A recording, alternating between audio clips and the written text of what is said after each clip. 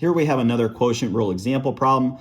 So for some background, this is our equation for the quotient rule, and we want to differentiate w of z, which is going to be equal to 3z plus 9 over 2 minus z. So the first step in solving this example problem is we want to determine all the different variables in our formula.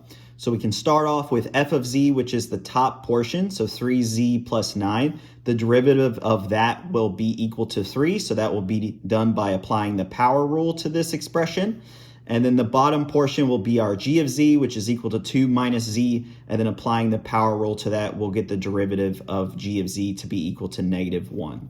The next step is we want to plug in our different variables into our equation. So we have f prime in the first position, this 3, and then we have g in the second position, so the 2 minus z. This is going to be subtracted by f, which is 3z plus 9, and then -1, which is our g prime term. All of that will be over our g term, which was 2 minus z squared. The next step is we can go ahead and simplify this top and bottom portion. So we'll multiply the 3 into 2 minus z to get 6 minus 3z, and then we'll multiply the -1 into 3z plus 9 to get -3z minus 9.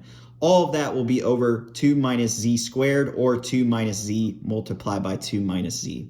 The next step is we can go ahead and simplify this top portion.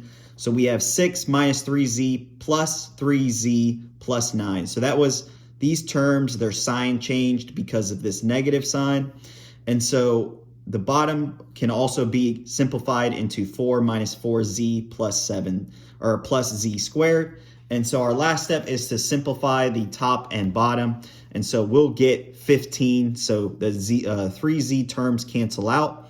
And so 9 plus 6 is going to be equal to 15. And then we can simplify this bottom term, or we can leave it in its original form. And this will be the solution for this example problem.